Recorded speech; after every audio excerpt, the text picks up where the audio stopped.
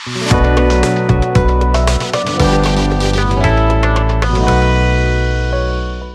Students, स्वागत है समर्थ exam prep पर। अगर आपने समर्थ एग्ज़ाम प्रेप की जो ऐप है वो डाउनलोड नहीं की है तो प्लीज़ इसको डाउनलोड कर लें, ताकि आपको जो वीडियोज़ है वो कंटिन्यूएशन में मिल सकें और जो अदर डोमेन है उसके वीडियोज़ भी आपको वहाँ पे कंटिन्यूएशन में मिल सके और जो रिसोर्स मटेरियल है वो वहाँ पे आपको कंटिन्यूएशन में मिल सके। अपन बात करेंगे आज ज्योग्राफी के बारे में, और लास्ट लेक्चर में हमने मिनरल्स के बारे में बात की थी। मिनरल्स की डिस्ट्रीब्यूशन, मिनरल्स कहाँ कहाँ पाए जाते हैं उनके बारे में बात की थी। आपको एक चीज़ याद होगी, जैसे कि हमने पिछले लेक्चर्स किए हैं, तो आपसे एक रिक्वेस्ट है कि आप वीडियोज़ को, अगर ये पहला वीडियो देख रहे हैं तो आप शुरू से इंट्रोडक्टरी वीडियो से वीडियोज़ को देखें, ताकि आप बेहतर तरीके से अपनी समझ विकसित कर पाएँ। और ये मैं आपको वादा कर रहा हूँ, बार बार मैंने पहले भी बात बोली है कि अगर आप सारे वीडियो को पैसेंस के साथ देखेंगे तो आपका कोई क्वेश्चन गलत नहीं होगा। क्योंकि मैंने भी एक टीचर होने के नाते इस बात का सर्वे किया है, आपके पेपर का जो पैटर्न है उसका, सिलेबस का पूरे का एनालिसिस किया है। मेरा पुराना जो एक्सपीरियंस है उसका मैंने एक एनालिसिस किया है, और साथ में मैं अदर जो वीडियोज़ हैं उनको भी मैंने देखा है, ताकि मैं आपको बेहतर और अच्छी चीज़ें प्रोवाइड करवा सकूँ। तो आपको 2-3 चीज़ों पे ध्यान रखना है। एक तो जो वीडियोज़ अपने हैं उनको आपको क्या करना है, शुरुआत से देखना है, ताकि आपको एक जो पिछला चैप्टर है वो अगले चैप्टर के लिए आपके लिए रॉ मटेरियल का काम कर सके। दूसरी बात, आपको जो मैटर जो पढ़ना है वो अपनी एनसीईआरटी की बुक्स हैं जो सिलेबस में दी हुई है, 11th-12th वाली, फंडामेंटल ऑफ ह्यूमन ज्योग्राफी जो कि हमने पहले कर ली, और इंडियन पीपल एंड इकोनॉमी जो कि अब चल रही है। इन दोनों बुक्स को ही आपको बार बार पढ़ना है, और हर चैप्टर को पढ़ते समय अपने को जो बॉक्सेज हैं, डायग्राम है, उनको स्पेशली क्या करना है, कवर करना है। उसके लिए मैं अलग से भी आपकी क्लास लूँगा मैप्स और डायग्राम्स की। साथ में आपको जो WH वर्ड के फॉर्म में हमेशा अपने दिमाग में चीज़ों को रखना है, क्या, क्यों, कैसे, इस चीज़ में इस तरीके से आपको लगातार सोचते रहना है। तो इसी से आपके क्या है, क्वेश्चन ड्राइव होंगे। ठीक है, तो आज अपना टॉपिक है मैन्युफैक्चरिंग इंडस्ट्रीज। ठीक है, ये चैप्टर थोड़ा बड़ा है, तो इस चैप्टर को मैंने क्या है आपकी सहूलियत के लिए थोड़े सब डिविजन्स में बांट दिया है। मैन्युफैक्चरिंग इंडस्ट्रीज की बात आ रही है, तो पहली बात तो यह है कि इंडस्ट्रीज किस सेक्शन में आती है, किस सेगमेंट में आती है। तो अब ये आप जो कि पिछली क्लास ले चुके हो, तो आपको ये चीज़ पता है कि मैन्युफैक्चरिंग इंडस्ट्री है वो किस में आती है। इंडस्ट्री आती है सेकेंडरी एक्टिविटीज में। ये आपको याद है, किस में आती है, सेकेंडरी एक्टिविटीज में इंडस्ट्री आती है। ठीक है, मैन्युफैक्चरिंग इंडस्ट्रीज क्या होती है, तो अपनी लास्ट क्लास इसके ऊपर हुई थी। मैन्युफैक्चरिंग इंडस्ट्रीज होती है, इसके अंदर इसको बोला जाता है विनिर्माण। अब इसका पहले स्कोप क्या था, इसको टर्म के रूप में इसका स्कोप थोड़ा छोटा है, जब इसको पढ़ते हैं तो इसको काफ़ी ब्रॉडर एस्पेक्ट में देखा जाता है। ठीक है, आज अपन क्या चीज़ करेंगे, आज अपन करेंगे इंडस्ट्रीज में बेसिकली पहला आज का अपना लेक्चर रहेगा the iron and the steel industries. अब आयरन एंड स्टील इंडस्ट्रीज की बात करी जाए तो आपको पिछले लेक्चर को फिर रिकॉल कराता हूं। आयरन और स्टील इंडस्ट्री क्या है, इसको बेस इंडस्ट्री भी बोला जाता है। ठीक है, बेस इंडस्ट्री भी बोला जाता है। बेस इंडस्ट्री क्या होती हैं, जो और उद्योगों के लिए आधारभूत काम करती है। आधारभूत मतलब बेसिक चीज़ें प्रोवाइड करवाती हैं। जैसे और कोई भी चीज़ बनाएंगे तो अपन क्या करेंगे, अपने को मशीनरी चाहिए, पुर्जे चाहिए, टूल्स चाहिए, वो सब किससे, आयरन एंड स्टील इंडस्ट्री से बनती है। तो ये किसका काम करता है, एक बेस बनाता है अदर इंडस्ट्रीज के लिए।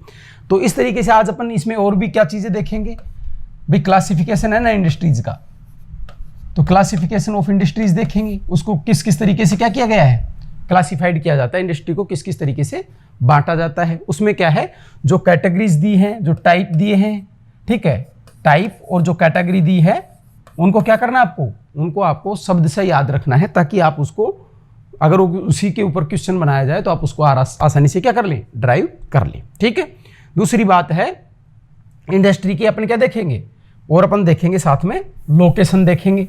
ठीक है, ये अपन मोटी मोटी बात कर रहे हैं ताकि आपको एक ओवरव्यू मिल जाए, आपको एक ओवरव्यू मिलने से आपकी एक समझ विकसित हो जाए।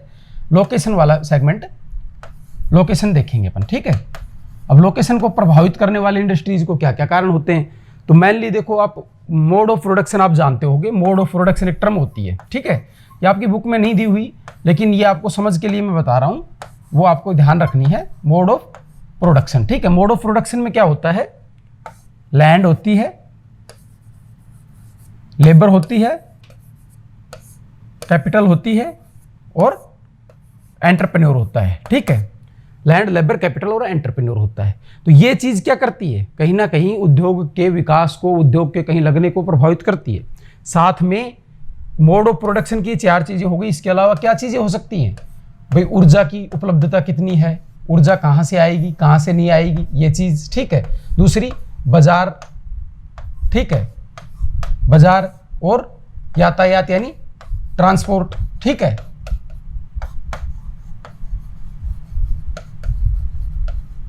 तो ये चीजें हैं, ये क्या है आपके उद्योगों की स्थिति को क्या करती है, प्रभावित करती हैं।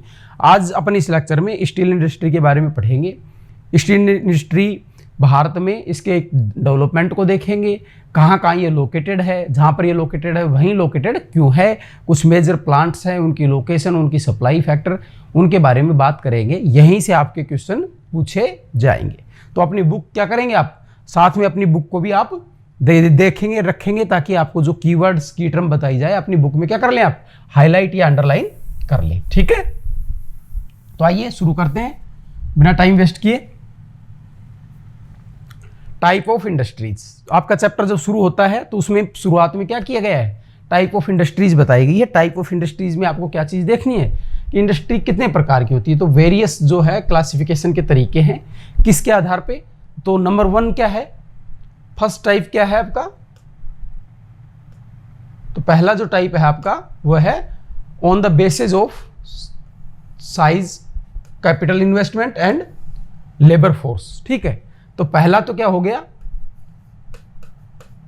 पूंजी व श्रम के आकार के आधार पर, size of capital and labour, ठीक है। तो इसमें इन्होंने कितनी कैटेगरी की है, 3, लार्ज, मीडियम और स्मॉल एंड कॉटेज इंडस्ट्री इसमें रख दिया है। लास्ट क्लास फिर कह रहा हूं, रिकॉल कीजिए, आपने क्या पढ़ा था, स्मॉल और कॉटेज इंडस्ट्रीज में अच्छे से बता रखी थी काफ़ी, जब आपने इंटरनेशनल लेवल पे इसको देखा था, वर्ल्ड लेवल पे देखा था। तो इसमें कौन से होते हैं, तो इसमें वो उद्योग होते हैं जिनको घरेलू स्तर पे किया जाता है, घरेलू लोग ही इसमें कार्य करते हैं। घरेलू जो लोग हैं वो काम करते हैं, घरेलू जो पूंजी होती है घर के स्तर पे उपलब्ध वही पूंजी और वही कच्चा माल, और लगभग क्या किया जाता है, घर की आवश्यकता के स्तर की चीजें इसमें क्या है, बनाई जाती है, ठीक है। तो ना तो ये कैपिटल इंटेंसिव होता, ना ये लेबर इंटेंसिव होता, और ना इसके अंदर बहुत ज़्यादा किसी तकनीक और विशेषज्ञता की ज़रूरत होती है, ठीक है। फिर है मीडियम स्केल इंडस्ट्रीज, इससे थोड़े बड़े स्तर पे जब 8 से 10 श्रमिक काम करते हो, इसमें थोड़ा सा कुछ रॉ मटेरियल बाहर से भी मंगाया जाता है और कुछ बाजार की आवश्यकताओं के आधार पर उत्पादन भी किया जाता है। लार्ज स्केल जो इंडस्ट्रीज हैं ये अपनी most modern type of industries हैं। इसके अंदर क्या है, बड़े स्तर पर जो लैंड, लेबर, कैपिटल अपने पढ़ा ना, लैंड, लेबर, कैपिटल और एंटरप्रेन्योर, ठीक है। तो इस चीज की सबसे ज्यादा किसके अंदर जरूरत होती है, लार्ज स्केल इंडस्ट्रीज के अंदर, ठीक है। On the basis of ownership, स्वामित्व के आधार पे, पब्लिक सेक्टर इंडस्ट्रीज इसमें कौन हो सकती हैं, जैसे अपने गेल है, ठीक है, भेल है, ओएनजीसी है, ठीक है। इस तरीके की जो इंडस्ट्रीज हैं उनको किस में रखा जाता है, उन उद्योगों को किस में रख दिया जाता है, पब्लिक सेक्टर इंडस्ट्रीज में रख दिया जाता है। प्राइवेट सेक्टर इंडस्ट्रीज, भाई रिलायंस है, रिलायंस इंडस्ट्रीज है, टाटा इंडस्ट्रीज हैं, वो किस में आ जाती हैं, प्राइवेट सेक्टर इंडस्ट्रीज में, जिनका स्वामित्व किसी निजी व्यक्ति के हाथ में होता है। अब क्या चीज़ चल रही है, आप लगातार सुनते हो पीपीपी मोड पे रोड बनाया गया, पीपीपी मोड पे फलाना बनाया गया, तो ये है क्या चीज़, पब्लिक प्राइवेट पार्टनरशिप। जब सरकार क्या करती है, पूंजी लगाती है, ठीक है, और उद्योगपति क्या करता है, कार्य को कंप्लीट करता है, तकनीक और जो विशेषज्ञता वाला सेगमेंट इसके अंदर जोड़ता है, तो उस चीज को क्या कहा जाता है, उस चीज को कहा जाता है पब्लिक प्राइवेट पार्टनरशिप, और उसी को बोला जाता है ज्वाइंट एंड कोऑपरेटिव सेक्टर। अब कोऑपरेटिव सेक्टर में क्या होता है, कुछ लोग मिलकर जब एक कोऑपरेशन बनाकर एक उद्योग शुरू कर लें, क्योंकि देखो आपको पता है, अपने ने पढ़ा कि लार्ज स्केल अगर आपको इंडस्ट्री लगानी है, लार्ज स्केल अगर इंडस्ट्री आपको लगानी है तो क्या करना पड़ेगा, आपको बड़े स्तर पे पूंजी और तकनीक की आवश्यकता होगी, जो हो सकता है एक आदमी के पास नहीं हो। तो उसी सोच के उसी दिशा में जाने वाले बहुत से लोग क्या करते हैं, वो उद्योग लगा लेते हैं। जैसे आपने अमूल का नाम सुना होगा खूब, अमूल दूध पीता है इंडिया, ठीक है। तो ये जो अमूल ब्रांड है ये कैसा है, कोऑपरेटिव सेक्टर का ब्रांड है, ठीक है। राजस्थान में कौन सा ब्रांड चलता है, सरस ब्रांड चलता है। दिल्ली में कौन सा चलता है, मदर डेयरी चलता है। बिहार में कौन सा चलता है, सुधा चलता है, ठीक है। और इस तरीके से जो ये ब्रांड्स हैं ये किसके ब्रांड हैं, ये कोऑपरेटिव सोसाइटी के ब्रांड्स हैं। तो ये कोऑपरेटिव इंडस्ट्रीज के अंदर आते हैं, ठीक है। On the basis of use of finished goods, जो अंतिम उत्पाद होता है, फिनिश्ड गुड क्या बोलते हैं, अंतिम उत्पाद, ठीक है। हिंदी मीडियम के बच्चे इसको ध्यान रखेंगे, अंतिम उत्पाद, ठीक है।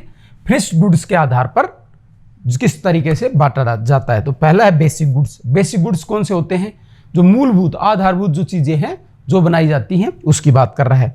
कैपिटल गुड्स कौन से होते हैं, तो कैपिटल की जो संकल्पना है, कैपिटल का मतलब यहां आपको पैसे से नहीं लेना है, पैसा नहीं है यहां पे कैपिटल का मतलब कि नोट छापने की मशीन है, नहीं। कैपिटल का मतलब होता है वो चीजें, वो वस्तु, those goods which use in production of other things, ठीक है। जिनका किसी और चीज में क्या किया जाता है, उत्पादन करने में इस्तेमाल किया जाता है, और जिनकी क्या होती है, घिसावट होती है, एक बार यूज करने के बाद ये खत्म नहीं होते। तो इसमें कैपिटल में इन्वेस्टमेंट को क्या माना जाता है, प्रोडक्टिव माना जाता है। जैसे ह्यूमन कैपिटल है, ह्यूमन कैपिटल क्या है, आदमी को एक बार अगर आपने पढ़ा दिया तो क्या बन गया, कैपिटल बन गया, फ्यूचर के लिए आपके लिए पूंजी बन गया, वो और आगे उत्पादकता और चीजों में क्या करेगा, योगदान देगा। तो ठीक है, तो कैपिटल गुड्स में क्या आ जाएगी, मशीनरी बनाने वाले उद्योग, इस तरीके के जो उद्योग हैं जो और उद्योगों के लिए क्या करते हैं, आगे उत्पादन को बढ़ाने में सहायक होते हैं, ठीक है। फिर है intermediate goods and industries. Intermediate में क्या आती है, इसमें आती है मध्यस्थ चीजें। जैसे भाई आपको कार बनानी है, तो एक जना टायर बना रहा है, एक जना पुर्जे बना रहा है, उस टायर और पुर्जे का वैसे कोई काम नहीं है, लेकिन जब कार बनाई जा रही है तो टायर और पुर्जे का क्या किया जाएगा, इंटरमीडिएट का काम करेगा, वो कार के लिए मध्यस्थता का काम करेगा, ठीक है। और कंज्यूमर गुड्स, कंज्यूमर गुड्स में क्या चीज हो जाती है, कंज्यूमर गुड्स में हो जाती है वो चीजें जो सीधे उपभोक्ता द्वारा क्या की जाती है, उपभोग की जाती है। जैसे अपने बेकरी उद्योग हो गया, ठीक है, और जो फूड प्रोसेसिंग इंडस्ट्रीज हैं वो सारी इसके अंदर आ जाती है, किसमें, कंज्यूमर गुड्स इंडस्ट्रीज के अंदर, ठीक है। ये क्लियर है, ये एग्जाम्पल भी याद रखने, इस तरीके से याद रखना है। अब भले ही अपने को ये स्टेटमेंट बना के दे, चाहे अपने को अदर फॉर्म में दे, अपन इसको क्या कर सकते हैं, आसानी से इसको ड्राइव कर सकते हैं, ठीक है। फिर अगला जो क्राइटेरिया है, तो आपसे क्राइटेरिया पूछे तो वो चीज भी आपको ध्यान रखनी है, अब आप इसको कर लेंगे। अब दूसरा क्राइटेरिया क्या है, on the basis of raw material used in them, भाई कौन सा रॉ मटेरियल उनके अंदर इस्तेमाल किया गया उसके आधार पर बात कर रहा है, ठीक है। तो एग्रीकल्चर बेस्ड इंडस्ट्रीज, भाई जितने भी फूड प्रोसेसिंग इंडस्ट्री होते हैं वो कौन से होते हैं, एग्रीकल्चर बेस्ड होते हैं, ठीक है।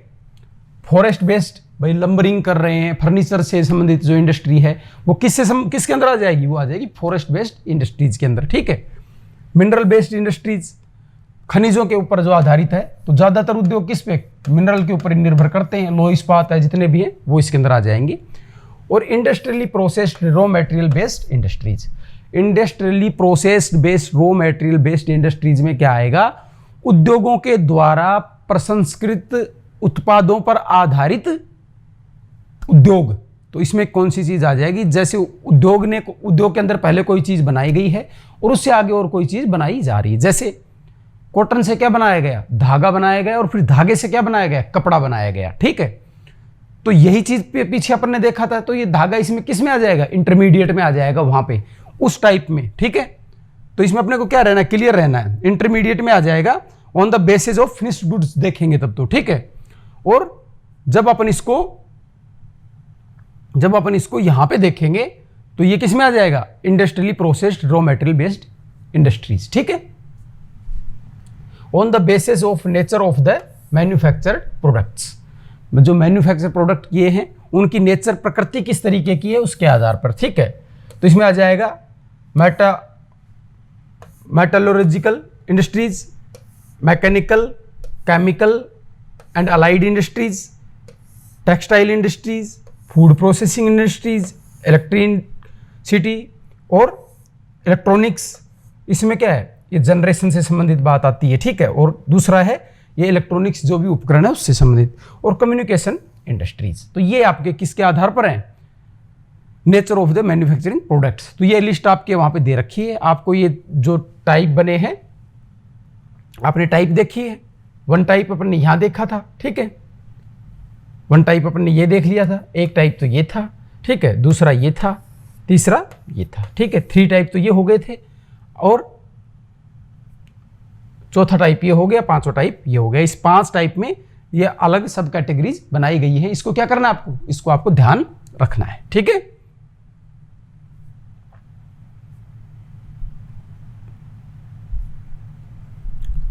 लोकेशन ऑफ इंडस्ट्रीज, अब अपना एक सेगमेंट शुरू होता है लोकेशन ऑफ इंडस्ट्रीज।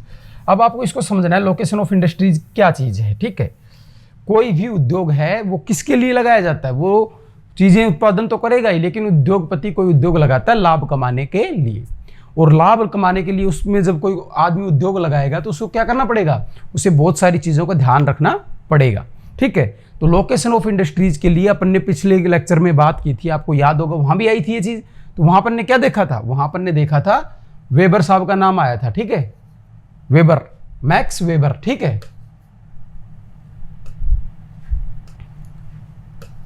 वेबर महोदय का नाम आया था। तो वेबर महोदय ने क्या बताया था, लोकेशन ऑफ इंडस्ट्रीज नाम की क्या लिखी है, बुक लिखी है। उसमें उन्होंने क्या बताया था, उसमें उन्होंने बताया था कि कोई भी उद्योग जब लगाया जाता है तो उसमें ट्रांसपोर्टेशन कॉस्ट है वो बहुत ज़्यादा की रोल प्ले करती है। ट्रांसपोर्टेशन कॉस्ट के बाद उन्होंने बताया था कि बाजार बहुत बड़ी भूमिका निभाता है, और जो उद्योग लगाए जाते हैं वो ज़्यादातर बाजार और कच्चे माल की जहाँ पे प्राप्ति होती है, क्योंकि ट्रांसपोर्ट किसका पड़ना पड़ता है, कच्चे माल का। तो उन दोनों चीज़ों को ध्यान में रख के बनाया जाता है, ठीक है। अब इसको और ज़्यादा ब्रॉडर टर्म में देखें तो अपन देखते हैं location of industries is determined by the important factors like raw material, कच्चा सामान कहाँ मिलेगा, पावर सोर्सेज, भाई उद्योग चलाओगे तो आपको क्या जरूरत पड़ेगी, ऊर्जा की जरूरत पड़ेगी, ऊर्जा की आवश्यकता पड़ेगी। वो आपका कोई सा भी फॉर्म ऑफ एनर्जी हो सकता है, भाई आप सोलर से बनाते हो, वाटर हाइडल जो एनर्जी होती है उससे बनाते हो, या आप एटॉमिक एनर्जी से बनाते हो, किसी से भी बनाते हो, लेकिन आपको ऊर्जा की क्या पड़ेगी, जरूरत पड़ेगी, ठीक है। वाटर की जरूरत इंडस्ट्री के अंदर पड़ती है। अपन ने वाटर वाला सेगमेंट पढ़ा था, तब अपन ने चीज देखी थी कि उद्योग क्या करते हैं, सरफेस वाटर का 2% और ग्राउंड वाटर का 5% क्या करते हैं, इस्तेमाल करते हैं, ठीक है। लेबर, सस्ता श्रम क्या है, सस्ता श्रम एक बहुत बड़ी आवश्यकता है, ठीक है। तो बाजार, कच्चा माल और श्रम, ये 3 चीज तो वेबर महोदय ने बताई थी, किसके लिए, उद्योग की लोकेशन के लिए उन्होंने बता दी थी। साथ में अपन ने पावर सोर्स देख लिया, वाटर देख लिया, और ट्रांसपोर्टेशन फैसिलिटीज इसके अंदर आ जाती है, ठीक है। तो ये मोटी मोटी चीज आपको क्या करनी है, ध्यान रखनी है। Raw materials and industries are inter related to each other, ठीक है। कच्चा माल है और उद्योग वो एक दूसरे से संबंधित है, क्योंकि भाई कच्चे माल के बिना उद्योग में करेंगे क्या, कच्चे माल से ही तो प्रोसेस करके आगे और चीज बनाएंगे। तो कच्चा माल क्या है, बहुत जरूरी है। Most of the manufacturing industries are located at a place where cost of production and cost of delivery of finished goods are least. ज्यादातर उद्योग ऐसी जगह पे लगाए जाते हैं जहां पर उत्पादन की लागत क्या है, कम से कम आए, और जो डिलीवरी कॉस्ट आए फिनिश्ड गुड्स की वो भी क्या है, कम से कम आए। तो उसमें क्या चीज ध्यान रखी जाएगी, तो भाई जहां पर श्रम सस्ता हो और ट्रांसपोर्ट कच्चे सामान का कम से कम करना पड़े और तैयार माल बाजार तक आसानी से पहुंच जाए, ऐसी जगह पे क्या करेंगे, उद्योग लगाए जाएंगे, ठीक है। Nature of raw materials and finished goods decide the cost of transportation. अब ये चीज आपको समझनी है भाई कि nature of raw material and finished goods क्या है, डिसाइड करते हैं कॉस्ट ऑफ ट्रांसपोर्टेशन। देखो होता क्या है, कच्चा माल 2 तरीके का होता है, एक तो होता है जो अपने बाहर को खोता नहीं है, ठीक है, और एक होता है बल्की मटेरियल। बल्की मटेरियल कैसा होता है, जो बाद में अपने वजन को क्या करता है, खोता है तैयार होने के दौरान। अब जैसे लोहा अपन बनाते हैं तो लोहे के अंदर क्या है, 10 kg का अपन और लेंगे तो उसमें मुश्किल से 1 kg क्या निकलेगा, लोहा निकलेगा, बाकी क्या है, वेस्ट जनरेट हो जाता है। साथ में लोहे को इस्पात में कन्वर्ट करने के लिए आपको 10 kg क्या चाहिए, कोयला चाहिए। अब आप क्या करोगे, एक जगह से 10 kg कोयला लाओगे, एक जगह से 10 kg वो ले आओगे, फिर उसको 50-50 किलोमीटर क्या करोगे, ले जाकर दूर उद्योग लगाओगे, तो आपके लिए इकोनॉमिक नहीं रहेगा। तो आप ऐसी जगह ढूंढोगे जहां पे लोहा और कच्चा माल दोनों क्या है, बिल्कुल कम दूरी पर पड़े तो वहां पर आप लोहा बनाओगे, फिर बनने के बाद आप 1 kg लोहे को क्या है ज़्यादा दूर ले जा सकते हो, उसका वजन क्या है कम हो जाता है, उसे बोला जाता है वेट लूजिंग। जो इंडस्ट्री मटेरियल होते हैं वो इसमें आते हैं, भार हरासी जो उत्पाद होते हैं वो इसमें आते हैं। ठीक है, तो ये क्या होते हैं, ये डिसाइड करते हैं। लास्ट चैप्टर याद करो, अपने पढ़ा था फुटलूज इंडस्ट्री। फुटलूज इंडस्ट्री कौन सी थी, जिनका वजन के ऊपर इन चीज़ों का कोई प्रभाव नहीं पड़ता। जैसे अपन ने कॉटन पढ़ा था, कॉटन से क्या है, चाहिए आप कॉटन को ले जाओ, चाहिए उसे बनाए हुए कपड़े को ले जाओ, तो वो उनको बोला जाता है फुटलूज इंडस्ट्री, यानी उनके ऊपर कच्चे माल और इन चीज़ों का कोई प्रभाव नहीं पड़ता। तो उनको ज़्यादातर कहाँ पे लगा दिया जाता है, उनको ज़्यादातर बाजार पे ही लगा दिया जाता है, जहाँ पे ज़्यादा मैक्सिमम प्रॉफिट उनको मिल जाता है। ठीक है, तो ये चीज़ अपन ने क्या कहे यहाँ अपन ने देखी है। ठीक है, उद्योगों को प्रभावित करने वाले ये मोटे मोटे जो अपने फैक्टर्स हैं। अब इनको अपन क्या करेंगे, थोड़ा डिटेल में थोड़ा सा इस तरीके से देखेंगे क्या क्या चीज़ें हैं। तो पहला अपना जो है वो है रॉ मटेरियल। ठीक है, अब ये चीज़ें आपको क्या इजीली मैंने समझा दी है, अब आपको इसमें उस तरीके से कोई प्रॉब्लम कोई इशू नहीं आने वाला। ठीक है, तो रॉ मटेरियल की बात करते हैं। ठीक है, industries using raw materials which lose weight in the process of manufacturing are usually located near the source of raw material. बात हो गई, यही बात हुई थी। जो कच्चा माल प्रोसेस के दौरान अपना वजन समाप्त करता है, खोता है, उन उद्योगों को कहाँ लगाया जाता है, ज़्यादातर जो कच्चा माल मिलता है उसके पास ही लगा दिया जाता है। जैसे लोह उद्योग हो गया, सीमेंट उद्योग हो गया। ठीक है, for example sugar mills, pulp industries, copper smelting, pig iron industries, ये एग्जाम्पल है। भाई शुगर इंडस्ट्रीज में क्या होता है, भाई गन्ना होता है, गन्ने से क्या बनती है, शुगर बनती है, तो गन्ने का बाकी बहुत सारा भाग क्या है निकल जाता है। पल्प इंडस्ट्री होती है, कॉपर इंडस्ट्री होती है या आयरन इंडस्ट्री होती है, इनमें क्या किया जाता है, उनको ज़्यादातर उसी स्थान पे लगाया जाता है जहाँ पर वो होती है। ठीक है, iron and steel industries are mostly located near coal fields, जैसे बोकारो है, दुर्गापुर है। ठीक है, और near source of iron ore, जैसे भद्रावती है, भिलाई है, राउरकेला है। As both iron ore and coal lose their weight during the process of manufacturing of steel.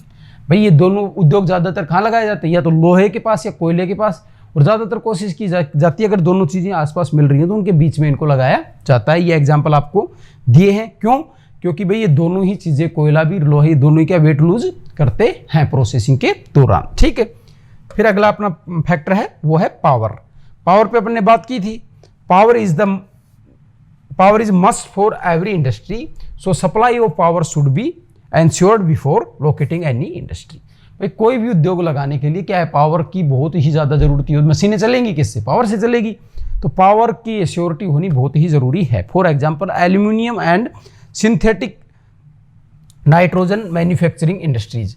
अभी इसने एग्जांपल दे दिया, एल्यूमिनियम है ना, इसमें तो क्या है, ये तो लगता ही वहाँ पर है जहाँ पर क्या है सस्ती दर पे ऊर्जा के स्रोत उपलब्ध हों। ठीक है, इसमें सबसे ज़्यादा एल्यूमिनियम में सबसे ज़्यादा जो फैक्टर काम करता है वो है ऊर्जा की उपलब्धता, इसलिए इन्होंने पावर का जो एग्जाम्पल दिया है उसमें इसका दिया है, और नाइट्रोजन का इसमें एग्जाम्पल दिया है। तो बेस्ट एग्जाम्पल के तौर पे देखा जाता है किसी भी चीज़ को, हमेशा 2 एग्जाम्पल हो सकते हैं, लेकिन बेस्ट एग्जाम्पल के तौर पे जब देखा जाएगा तो ये पावर के एग्जाम्पल में आ जाएगा, और आयरन किसके एग्जाम्पल में आ जाएगा, और यह आ जाएगा रॉ मटेरियल वाले एग्जाम्पल के अंदर। ठीक है,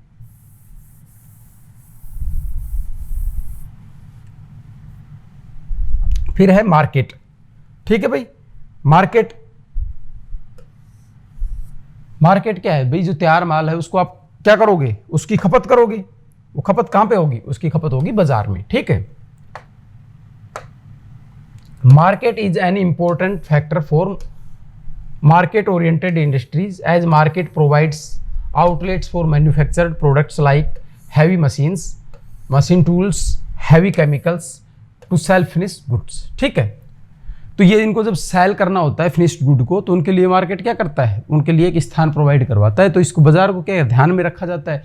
बाजार देखो भाई, आपने कोई चीज़ बनाई है और वो चीज़ बहुत दूर है, मान लो आप ऐसे ही समझो कि कोई संस्था बनाई है, किसी आदमी ने कोई स्कूल खोला है, और वो स्कूल क्या है, उसने एक पहाड़ी पे खोल दिया, और वहाँ पे क्या है, गांव क्या है उसे 10-10 किलोमीटर दूर है, तो क्या वो स्कूल सक्सेसफुल होगी, नहीं होगी।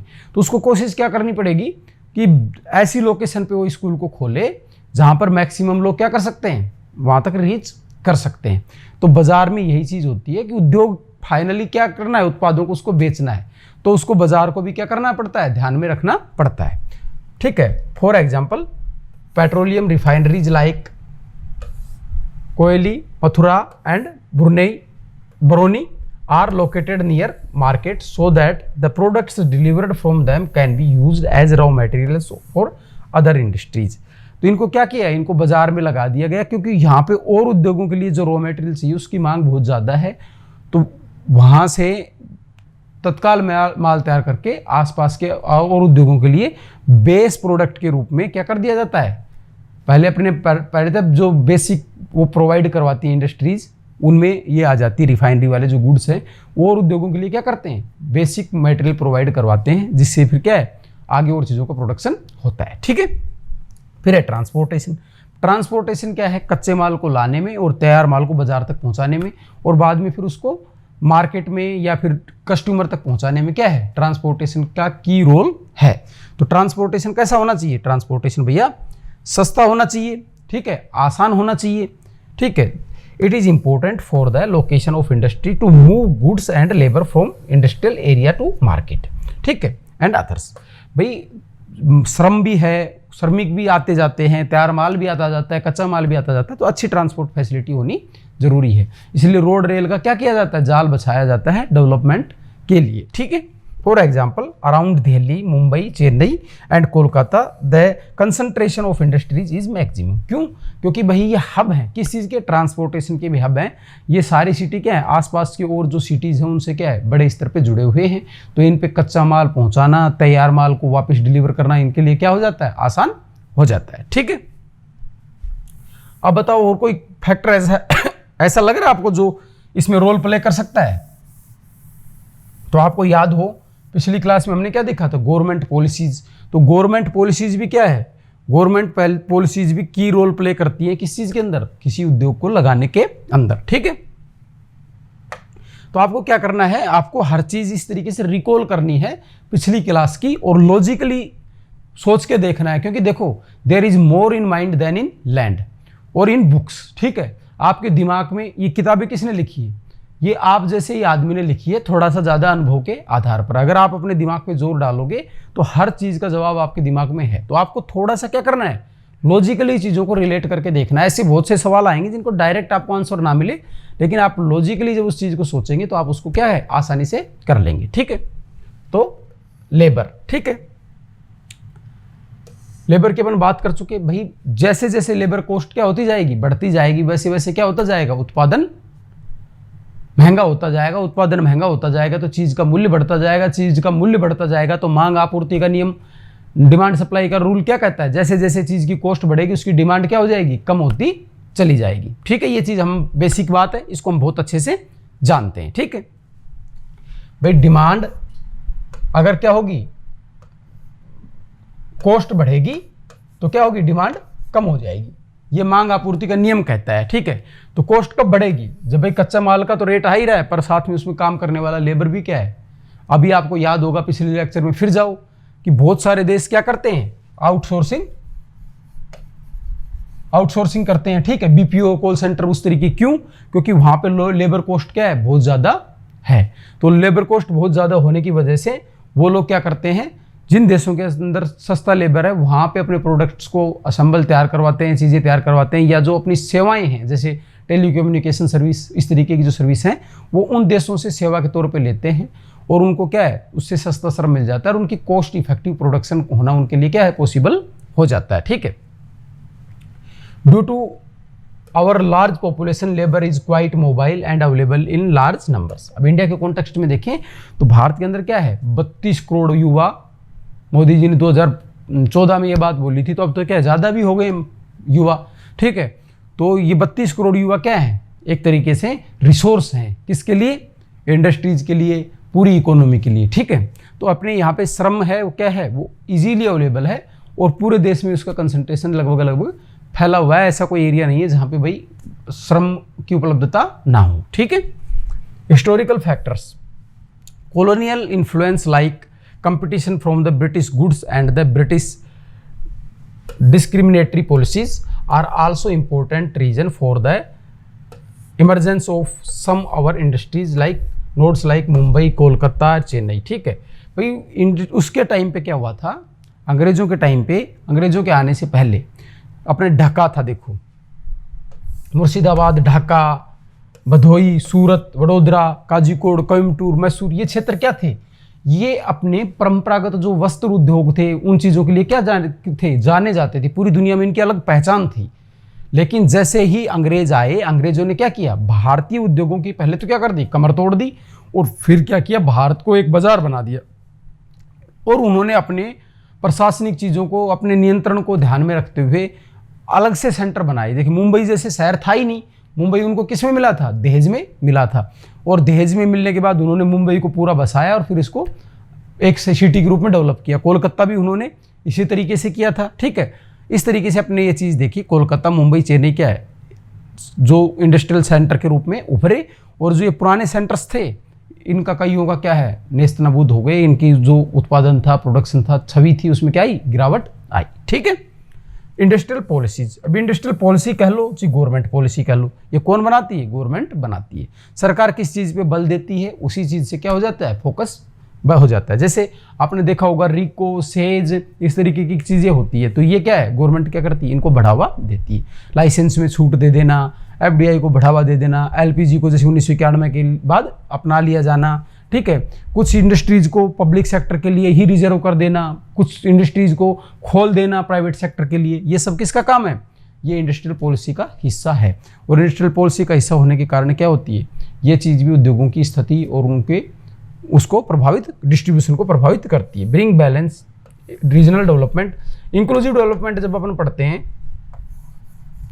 तो उसमें क्या चीज़ देखा जाता है कि क्षेत्रीय असमानता ना हो। जब अपन डेवलपमेंट करें तो उसमें क्या हो, क्षेत्रीय असमानता ना हो। और क्षेत्रीय असमानता कब नहीं होगी, जब एक ही जगह पर उद्योग ना लगे, देश के सभी हिस्सों में समान वितरण क्या हो, उद्योगों का हो। क्यों, क्योंकि भाई एक उद्योग उस एरिया के अंदर क्या करता है, एम्प्लॉयमेंट जनरेट भी करता है, उस एरिया के अंदर ट्रांसपोर्ट की फैसिलिटी भी बढ़ाता है, तो सारी चीज़ें होती है। तो इसका इक्वल डेवलपमेंट करने के लिए उसका इक्वल डिस्ट्रीब्यूशन जरूरी है। इसके लिए क्या करती है, गवर्नमेंट पॉलिसीज बनाती है। पिछड़े क्षेत्र है उनके अंदर उद्योग लगाने पे क्या करती है, सब्सिडी देती है, छूट देती है, ठीक है।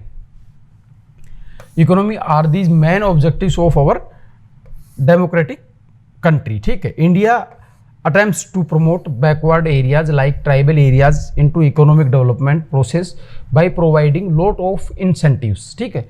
उनको क्या किया जाता है, बहुत सारे इंसेंटिव दिए जाते हैं, सब्सिडी, छूट दी जाती है, लाइसेंस में भी रियायतें दी जाती हैं, ताकि उन एरिया के अंदर उद्योगपति उद्योग लगाएं जहां पर अभी तक उद्योग नहीं लगे, ताकि उन एरिया का क्या हो सके, विकास हो सके, ठीक है।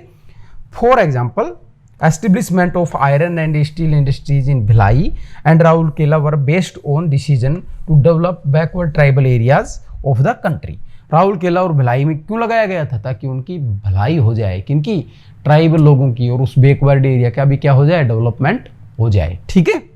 तो ये चीज़ आपको समझनी है कि क्या क्या चीज़ें उसको प्रभावित करती हैं। तो भाई इंडस्ट्रियल पॉलिसी हो गई, या इसको आप गवर्नमेंट पॉलिसी भी बहुत समझ सकते हो एक तौर पे, ठीक है।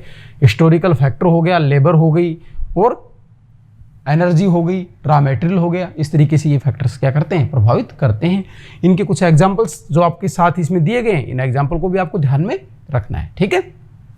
मेजर इंडस्ट्रीज की अपन बात करते हैं, ठीक है। Some of the major industries of our countries are discussion below. जब अपने इन नीचे क्या किया गया, डिस्कस किया गया है, आपके चैप्टर में भी इसी तरीके से क्या है, कैटेगरी करके उनको आगे डिस्क्राइब किया गया डिटेल के अंदर, ठीक है।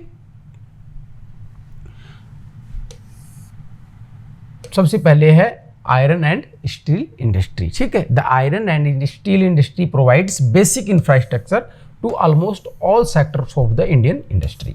भाई क्या है, ये आधारभूत उद्योग है, और सब उद्योगों के लिए किसका कार्य करता है, बेसिक इंफ्रास्ट्रक्चर का कार्य करता है, उसके लिए एक आधार प्रदान करता है, ठीक है। पूछ सकता है ये चीज आपसे कि उद्योग, स्टील इंडस्ट्री क्या है, एक आधारभूत उद्योग है, ठीक है, बेसिक इंडस्ट्री है, ठीक है। The raw materials used to this industry iron ore, coking coal, limestone, dolomite, manganese and fire clay are found in parts of Chhattisgarh, northern Orissa, Jharkhand and West Bengal, ठीक है।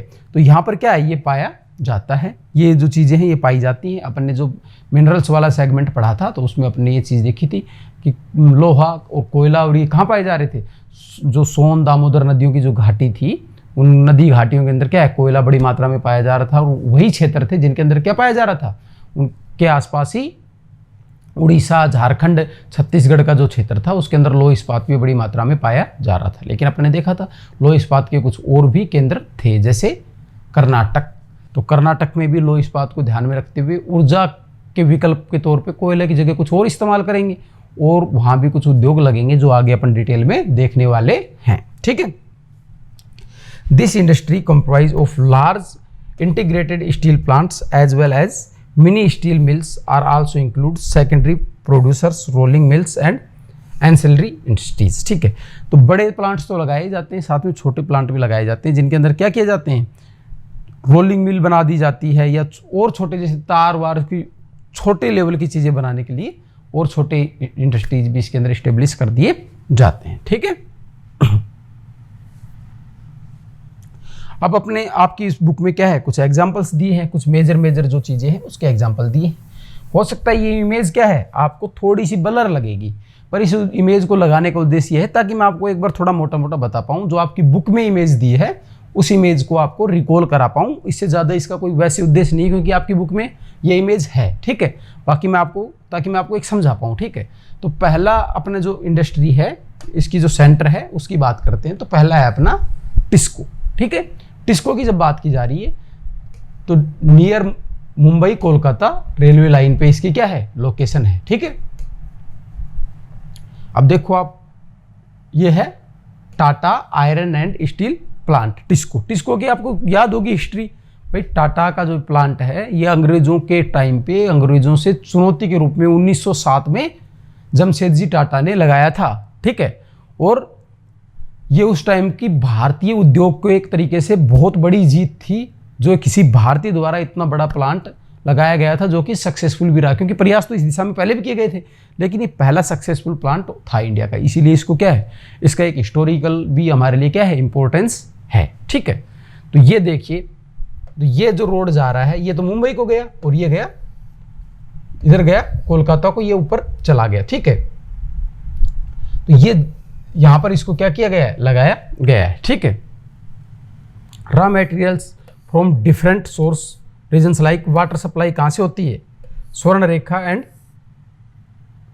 खारकाई नदी से होती है। स्वर्ण रेखा नदी देखो, ये स्वर्ण रेखा नदी रही, तो इस स्वर्ण रेखा नदी से क्या है, इसको वाटर सप्लाई हो जाती है। ठीक है। ये चीज आपको ध्यान रखिए। ये बिरमित्रपुर है यहाँ पर, तो ये बिरमित्रपुर बार बार आएगा और भी कई जगह पे आएगा। तो यहाँ पे बिरमित्रपुर में क्या पाया जाता है, चूना पत्थर पाया जाता है। ठीक है। ये ध्यान रखना है आपको। ठीक है। तो बिरमित्रपुर में क्या पाया जाता है, चूना पत्थर पाया जाता है। ये देखिए लाइमस्टोन। अपने मैप के अंदर जो ये डायग्राम के अंदर क्या, ये नीचे कॉर्नर में बॉक्स बना के दे रखी है चीज़ें, इन चीज़ों को क्या करना है, आपको देखना है कि कौन सी चीज़ पाई जा रही है। इससे क्या है, आपके कुछ जो क्वेश्चन आएंगे ना मिलान करने वाले, कि ये खान किससे जुड़ी हुई, ये जगह किससे जुड़ी हुई है, तो उसमें भी आपको क्या करेगी, हेल्प करेगी। बार बार इस बहाने आपका क्या होगा, रिवीजन होगा और विजुअलाइज भी आपकी चीज़ें होगी। तो आपका क्या है, एग्जाम में क्वेश्चन सही होने की प्रोबेबिलिटी क्या है, बढ़ जाएगी। ठीक है। तो ये देखो मैग्नीज है, तो मैग्नीज का ये यहाँ से मैग्नीज प्राप्त किया जाता है। ठीक है। यहाँ से मैग्नीज प्राप्त किया जाता है और ये दो क्षेत्र से तो मैग्नीज प्राप्त किया जाता है। स्टील है, तो ये स्टील है, ये जमशेदपुर में प्लांट ही लगाया गया है। लाइमस्टोन है, ये बिरमित्रपुर से प्राप्त किया जाता है। ठीक है। आयरन ओर है, ये गुरु मसानी की जो पहाड़ी है, गुरु मसानी की खाने हैं, वहाँ से क्या है, प्राप्त किया जाता है। और कोयला है, तो कोयले का क्षेत्र है, ये देखिए झरिया से। अब देखिए झरिया क्या है, रिवर दामोदर नदी के ऊपर स्थित है। अब रिवर दामोदर से क्या किया जाता है, कोयले को ट्रांसपोर्ट करके या रेलवे लाइन तक लाया जाता है, और रेलवे लाइन से फिर क्या किया जाता है, इसको जमशेदपुर तक आसानी से क्या कर दिया जाता है, पहुंचा दिया जाता है। ठीक है। तो ये चीज अपने को क्या है, ध्यान में रखनी है। ठीक है। Iron ore from Noamundi and Badampahar. ठीक है। तो नोवा मंडी से और बादाम पहाड़ से क्या करता है, ये आयरन ओर क्या करता है, प्राप्त करता है। ठीक है। कोल फ्रॉम जोड़ा माइंस इन उड़ीसा, जोड़ा माइंस हैं जो उड़ीसा की, वहां से इसको क्या है, कोयला मिलता है। Coking coal from coal fields of Jharia and West Bokaro, तो वेस्ट बोकारो और झरिया है, वहां से इसको क्या मिल जाता है, कोकिंग कोल मिल जाता है। तो ये अपना कौन सा था, टिस्को था। ठीक है। अब अपने ऐसे सेपरेट है, उनके बारे में बात करेंगे। फिर है अपना इसको, ठीक है, Indian iron and steel company. ठीक है। टिस्को, फिर उसके बाद इसको। ठीक है। The first factory of IISCO was set up at Hirapur and another at Kulti. पहली कहाँ पे इस्टेब्लिश की गई थी? हीरापुर में की गई थी, और फिर उसके बाद कहाँ पे की गई? कुल्टी के अंदर। तो इसको क्या है, इसको एक अपने आप में एक कंपनी है जिसके क्या है, ये सब प्लांट्स हैं, इनके जो यूनिट्स हैं वो अलग अलग जगह पे फिर क्या की गई? सेटअप की गई। In 1937 the steel corporation of Bengal was established in association with इसको by setting up another unit in Burnpur. ठीक है, वेस्ट बंगाल में एक और यूनिट इसकी क्या कर दी गई? स्थापित कर दी गई। देखो ये बरनपुर के अंदर एक और इसकी यूनिट क्या है? स्थापित कर दी गई। Coal from Damodar valley coalfield से, इसमें कोयला कहाँ से आता है? दामोदर जो वैली है, नदी घाटी है, वहाँ से क्या है, इसके अंदर कोयला आता है। रानीगंज, झरिया और रामगढ़ से इसके पास कोयला आता है। आयरन ओर आता है सिंहभूम से, और इन झारखंड क्षेत्र में जो सिंहभूम जगह है वहाँ से यहाँ पे लोहा आता है। वाटर सप्लाई बाराकर जो नदी है, जो दामोदर की क्या है? सहायक नदी है, उससे इसके अंदर क्या है? ये देखिए बाराकर नदी है आपकी,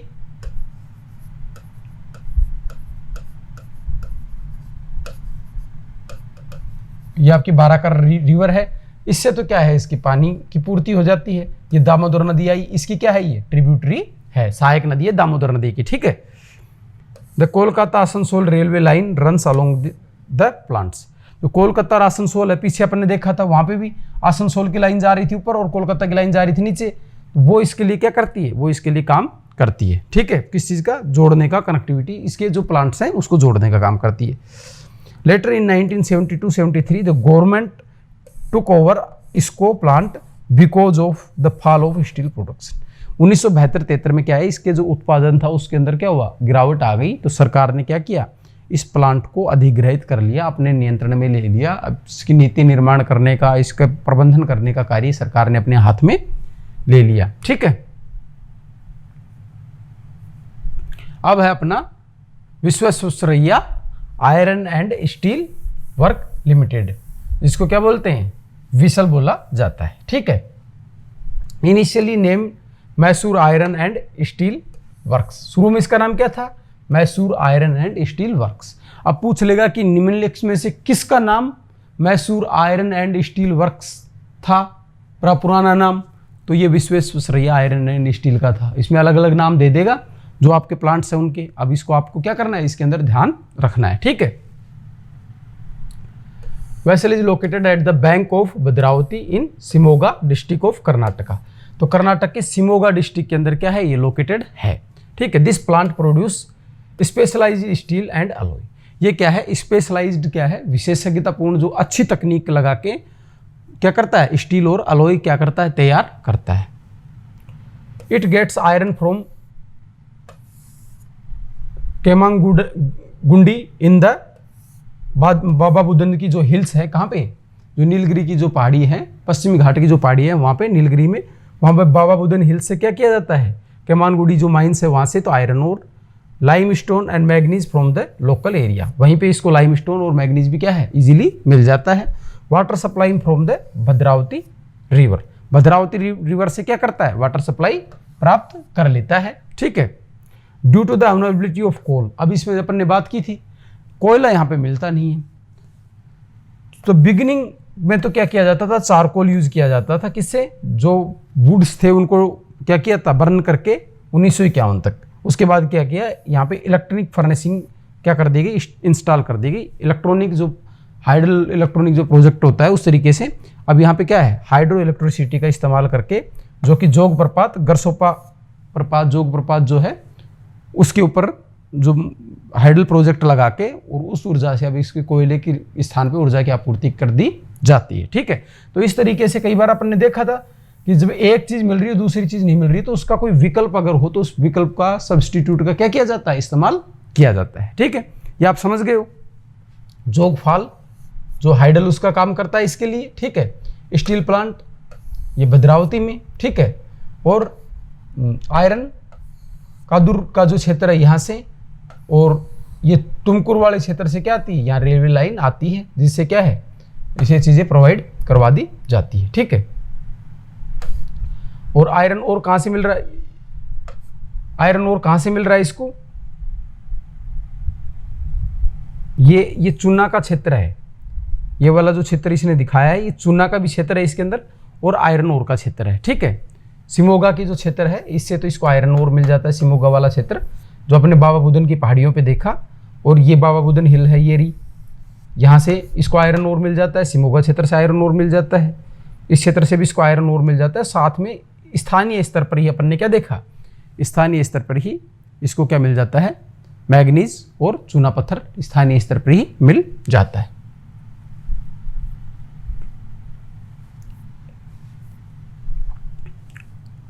during the second 5-year plan 1956 से लेकर 61 तक 3 new public sector integrated steel plants were set up with the foreign collaboration, जैसे राउरकेला, आपने खूब पढ़ा होगा इसको, राउरकेला उड़ीसा में, भिलाई छत्तीसगढ़ में और दुर्गापुर वेस्ट बंगाल में। ठीक है, तो ये क्या है, जो ये संयंत्र थे जिनमें क्या किया गया था, उस टाइम पे हमारे पास क्या थी, पूंजी की भी कमी थी, तकनीक की भी कमी थी, तो विदेशी सहायता से शुरुआती जो हमारी पंचवर्षीय योजना थी, सेकंड जो 5-year प्लान था, उसके अंदर क्या किया गया था, ये 3 संयंत्र शुरुआत में स्थापित किए गए थे। These were under Hindustan steel limited. ठीक है, HSL। In 1973 these steel authority of India limited SAIL was created to manage these plants. बाद में क्या, पहले HSL के नियंत्रण में थे और बाद में 1973 के बाद सेल बना दी गई, जो कि अब सार्वजनिक, अपने एक उद्योगों का प्रकार पड़ा था, उसमें क्या देखा था, पब्लिक सेक्टर इंडस्ट्री। तो ये सेल किसका एग्जाम्पल है, ये पब्लिक सेक्टर इंडस्ट्रीज का एग्जाम्पल है। सेल अब इनको क्या करती, सेल इनको क्या करती है, सेल अब इनको नियंत्रित करती है, इनके प्रोडक्शन को और इन चीज़ों को देखती है। ठीक है, अब ये जो अपने बनाए थे 3 प्लांट्स, अब उनके बारे में आपको इसमें बेसिक इंफॉर्मेशन दी है, उसके बारे में बात करते हैं। ठीक है, तो ये अपना पहला है राउरकेला, राउरकेला स्टील प्लांट। ठीक है, this plant was established in 1959 Sundargarh district of Orissa. ठीक है, कोलैबोरेशन विद जर्मनी। तो राउरकेला किसके नाम सहयोग से बनाया गया था, जर्मनी के सहयोग से बनाया गया था।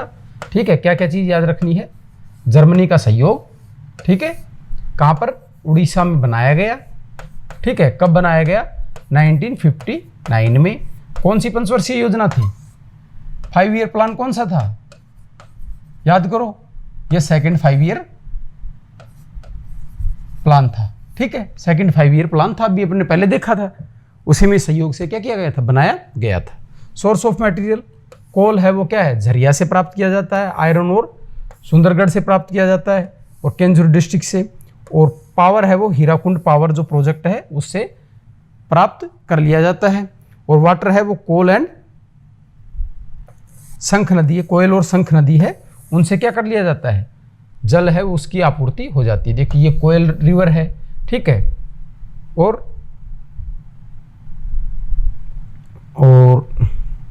ये हीराकुंड डैम है, जिससे क्या है, ये एनर्जी का सोर्स है, इसके पावर का सोर्स है हीराकुंड डैम। ठीक है, ये राउरकेला है जहां पर ये इसको लगाया गया है।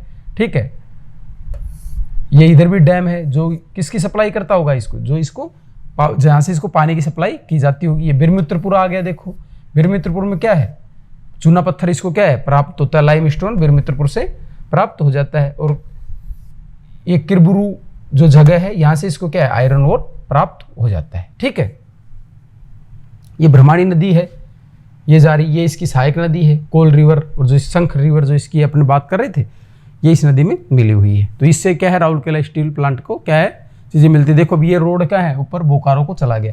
तो इस तरीके से क्या हुआ है, इस एरिया के अंदर एक क्लस्टर सा बन गया है लो इस्पात उद्योगों को, और इनसे क्या आपस में एक दूसरे को क्या है सहायता मिल जाती है क्लस्टर डेवलपमेंट करने से। ठीक है, फिर है भिलाई स्टील इंडस्ट्री।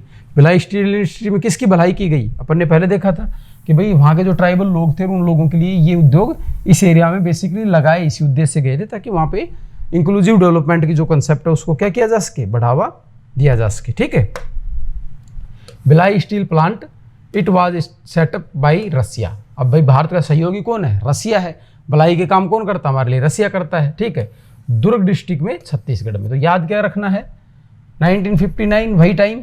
ठीक है, रूस रसिया के सहयोग से। ठीक है, कहाँ पे, छत्तीसगढ़ में। ठीक है, और दुर्ग उसका जो कोई क्षेत्र है उसमें भिलाई स्टील प्लांट शुरू किया गया। रॉ मटेरियल कहाँ से आता है? कोल आता है कोरबा और करगाली से। वाटर आता है टंडूल डैम से, टंडुला डैम से। कोई इसमें एक जगह है, देखिए आपको दिखाता हूँ, कोई इसमें बनाया होगा तो इन्होंने, ये रहा नीचे देखिए, ये टंडुला डैम है। ये टंडुला डैम से क्या है, इसको वाटर सप्लाई हो जाती है। पावर है ये कोरबा थर्मल पावर जो स्टेशन है, कोरबा वाले से इसको क्या है, पावर की सप्लाई हो जाती है। ये थर्मल डैम रहा कोरबा का, इससे इसको पावर सप्लाई हो जाती है। कोरबा में स्टार बनाया हुआ है, देखो ये देखो, तो कोरबा में जो स्टार बनाया है, इस तो स्टार का मतलब यहाँ पर क्या है, आयरन। तो कोरबा वाले क्षेत्र से इसको आयरन भी मिल जाता है और इसको इसकी सप्लाई भी हो जाती है, थर्मल पावर की भी, ठीक है। Connected with Kolkata Mumbai railway. Kolkata Mumbai railway से क्या है, ये कनेक्टेड है, ठीक है। ये देखो भिलाई रहा, ये इधर कोलकाता चला गया, ये इधर मुंबई आ गया, ठीक है। This plant supplies the bulk of steel to the Hindustan shipyard at Visakhapatnam. जो हिंदुस्तान शिपयार्ड विशाखापट्टनम पे है, जो बंदरगाह है, उसको यहाँ से बड़े स्तर पे क्या है, लोहा भेजा जाता है। और विशाखापट्टनम से कहाँ भेजा जाता है? विशाखापट्टनम से हम क्या करते हैं, लोहे का एक्सपोर्ट करते हैं, किसको? जापान को, ठीक है। तो ये चीज़ आपको बस ऐसे समझ के तौर पे याद रखनी है। तो भिलाई में भैया हमारी भिलाई किसने की है? रूस ने की है। और 1959 में रूस ने छत्तीसगढ़ में भिलाई नाम का ये संयंत्र स्थापित किया था, ठीक है। और इसके जो ये कुछ केंद्र दिए हैं, ये आपके मैपिंग में भी बता रखे हैं और आपकी बुक में भी चैप्टर के अंदर भी बता रखे हैं। ये आपको क्या करने हैं, याद रखने हैं, ठीक है। दुर्गापुर स्टील प्लांट, ठीक है, तीसरा अपन ने देखा था Durgapur steel plant. It was setup in collaboration of UK, ठीक है, ब्रिटेन के सहयोग से हमने इसको स्थापित किया था, ठीक है। इन वेस्ट बंगाल में इसको हमने शुरू किया था और 1962 में इसने अपना प्रोडक्शन क्या कर दिया था, शुरू कर दिया था, ठीक है। रॉ मटेरियल कहाँ से लेता है? झरिया से तो, और रानीगंज से तो कोयला लेता है। आयरन ओर लेता है नोवा मंडी से। वाटर और हाइडल पावर लेता है दामोदर वैली कॉरपोरेशन से, डीवीसी से। It lies on the main Kolkata Delhi railway route. Kolkata Delhi के मेन जो रूट है, ये देखिए दुर्गापुर। बाकी के किस पे पड़ रहे थे? ज़्यादातर कोलकाता और मुंबई के रूट पे पड़ रहे थे। ये दुर्गापुर है, ये कोलकाता और दिल्ली, इधर तो अपने दिल्ली है और इधर कोलकाता है, ठीक है। तो यहाँ कोलकाता और दिल्ली के रूट के ऊपर ये क्या करता है, लाई करता है। ये रानीगंज है, ये झरिया है, ठीक है। यहाँ से क्या है, कोल प्राप्त कर लेता है। ये लाइमस्टोन, ठीक है। तो ये बिरमित्रपुर है, देखिए ये बिरमित्रपुर से क्या है, लाइमस्टोन मिल जाता है इसको। ये नोवा मंडी है और केंजुरी है, और ये तो इस एरिया से, पूरे एरिया से आयरन ओर की प्राप्ति इसको नीचे से यहाँ से हो जाती है। इस क्षेत्र से इसको क्या प्राप्त हो जाता है, ऊपर वाले क्षेत्र से कोल प्राप्त हो जाता है। यहाँ पे इसकी लोकेशन है। तो ये इधर भी इसको रेलवे लाइन से जोड़ा गया है और ये मेन रेलवे लाइन से इसको बाजार की एक्सेस भी इजीली, इधर पोर्ट की अवेलेबिलिटी और इधर मेन जो कैपिटल है उससे क्या है, इसको जोड़ दिया गया है, ठीक है। तो ये अपने को क्या करना है, ये इसके नाम है, जो ये नाम और जो बेसिकली आपको टेबल में बताई गई है, मोस्ट ऑफ क्वेश्चन है इसी के अंदर से पूछ ले जाएंगे। लेकिन आपको क्या है, आपको डायग्राम को एक बार पढ़ना है ताकि आपके दिमाग में थोड़ी सी इमेजिनरी चीज़ें भी इमेज के साथ उसमें आपके दिमाग में फिक्स हो जाएं, ताकि आपको समझने में क्या मिले, आसानी मिले, ठीक है। बोकारो संयंत्र की बात करते हैं, ठीक है।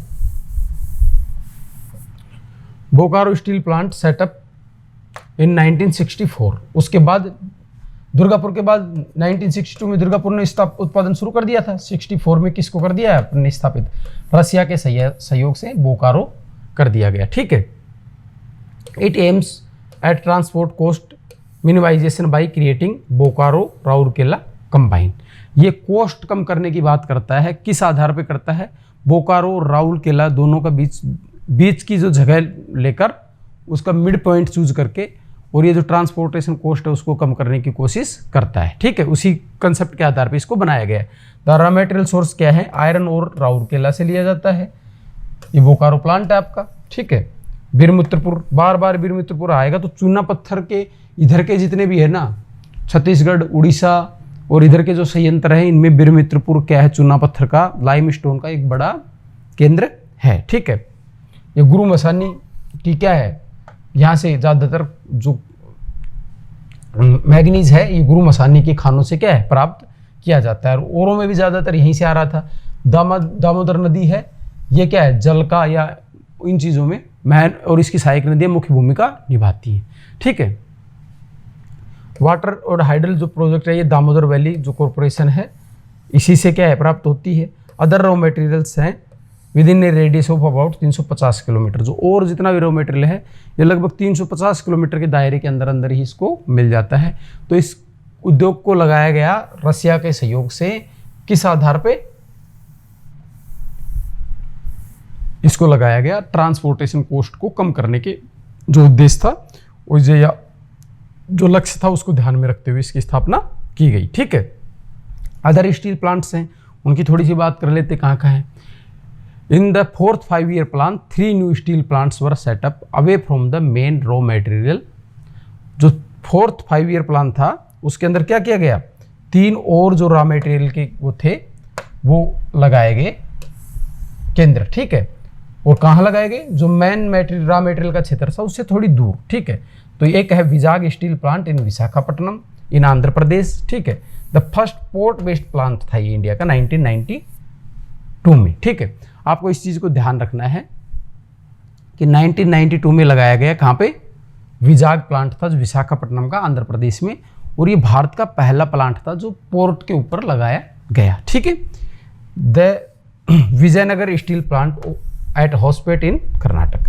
विजयनगर, अब कर्नाटक के अंदर जो पुराना एक साम्राज्य था विजयनगर साम्राज्य के नाम से अपन उसको जाना जाता था, उसी के नाम पे विजयनगर स्टील प्लांट लगाया गया होसपेट कर्नाटक के अंदर। ठीक है, the Salem steel plant in Tamil Nadu was commissioned in 1982। ठीक है, there are also more than 206 units in India which use scrap iron as mainly. देखो अपन ने एक चीज़ पढ़ी थी, आपको याद हो तो, अपन ने क्या पढ़ा था, रिसाइकलिंग, कि अगर अपने पास कोई मटेरियल है कुछ है तो जैसे अपन ने कोई चीज़ बना ली लोहे की, फिर बाद में क्या हुआ वो चीज़ खराब हो गई, उसके कुछ हिस्से टूट गए, तो उसको क्या करते हैं, उसको बढ़िया तरीका क्या है, उसको अपन रीयूज करें, फिर उसको रिसाइकिल करें और फिर उसको दोबारा से उत्पाद बना के लेकर आएँ। क्यों, क्योंकि कच्चे लोहे से लोहा बनाना और स्कार्प से लोहा बनाने में एक, उसमें अगर 10% एनर्जी लगती है तो इसमें मात्र 1% ही एनर्जी लगती है। क्यों, इसके लिए अब ना तो उस तरीके से रॉ मटेरियल इसके अंदर अलग होता, ना वेट लूज होता। तो जापान क्या करता है, जापान के अंदर लोहा होता नहीं, वो स्कार्प से ही लोहा बनाता है और दुनिया के इस्पात उत्पादन में दुनिया के महत्वपूर्ण देशों में अपनी भूमिका रखता है। तो भारत के अंदर कह रहा है कि अब और छोटी मोटी 206 यूनिट्स हैं जो क्या करती हैं, स्कार्प आयरन और मेन रॉ मटेरियल और जो प्रोसेस है वो इलेक्ट्रॉनिक फर्नेसेस के आधार पे क्या इनको करती है। क्यों कर पाती है भाई, स्कार्प कहीं भी अवेलेबल हो जाती है उनको, इलेक्ट्रिसिटी के रूप में जब ऊर्जा के रूप में किया जाता है तो जो नदी वदी या जलप्रपात या कोयला उनके ऊपर भी उनकी निर्भरता क्या है, कम हो जाती है।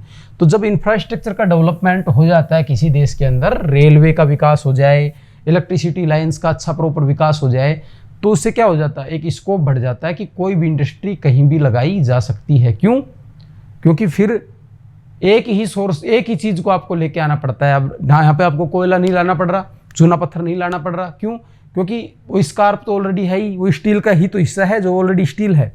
ऊर्जा चाहिए, वो आप इलेक्ट्रिसिटी से आप ले आए, स्कार्प इकट्ठा किया और आप उसको दोबारा से मेल्ट करके क्या कर देंगे, नई शेप में ढाल देंगे, नए पुर्जे में जो भी चीज़ आप बनाना चाहते हैं वो बना देंगे। ठीक है, तो ये अपना चैप्टर था जिसमें हमने क्या देखा, आयरन और जो स्टील इंडस्ट्री है उसके बारे में बात की, उनकी लोकेशंस के बारे में बात की, जो मेन उद्योग थे उन उद्योगों की स्थिति कहाँ है, उसको प्रभावित करने वाले कारक, कच्चा माल कहाँ से प्राप्त करते हैं उसके बारे में बात की, और जो इंडस्ट्रीज है उसकी क्लासिफिकेशन के बारे में बात की।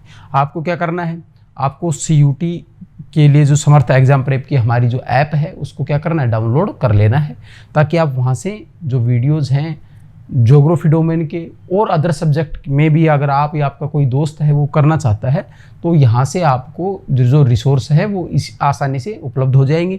साथ में जो CUT के फॉर्म को भरने को लेकर या अन्य किसी प्रकार की कोई ऐसी समस्याएं हैं उनका समाधान भी क्या है, हमारे विशेषज्ञों द्वारा समय समय पे आपको बताया जाएगा। वो सब आपको यहाँ पे आसानी से एक स्थान पे मिल जाएगा। और आपको पैशन बनाए रखना है, बहुत ज़्यादा जल्दबाजी में नहीं, क्लास को बहुत पैसेंस के साथ सुनना है, थोड़े नोट्स भी आपको बनाने हैं।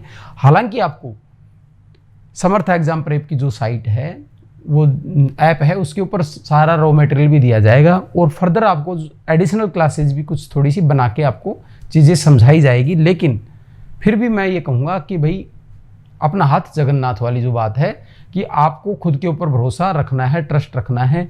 अपने नोट्स, आपको जो इंपॉर्टेंट चीज़ लगती है, आपका जो मन कहता है, उन चीज़ों को भी क्या है आपको साथ में जैसे अपने लेक्चर में से या बुक में से अपने तरीके से निकालते रहना है। तो कुछ हम चलेंगे, कुछ आप चलेंगे और अपन क्या है मंजिल पे पहुंच जाएंगे। Thank you very much for today's class.